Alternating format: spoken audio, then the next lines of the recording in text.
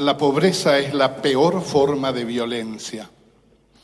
En 1945 considerábamos la paz solamente como la ausencia de guerra.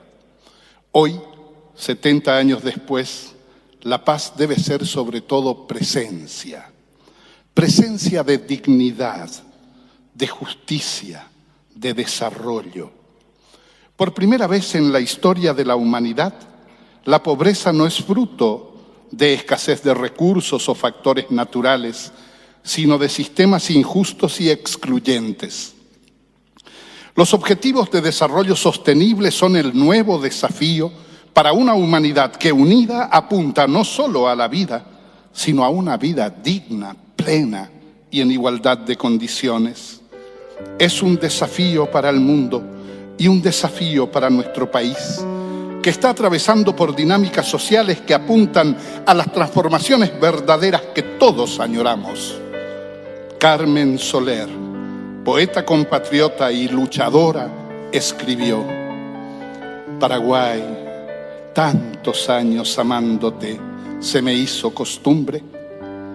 Eres tenaz en mí como el empuje del brote en primavera, que está siempre latente debajo del invierno, hasta que llega el tiempo que inexorablemente llega alguna vez.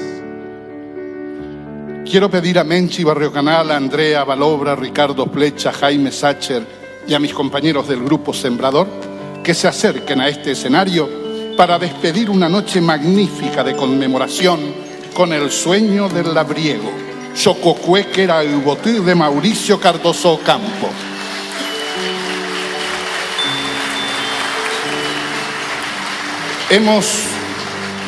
Hemos recorrido 7 décadas de labor humana, música, poesía, reflexiones, logros y también caídas.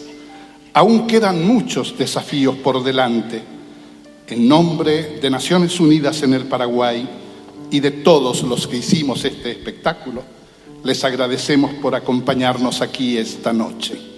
Invitamos una vez más al maestro Luis Sarán. Muchas gracias a todos.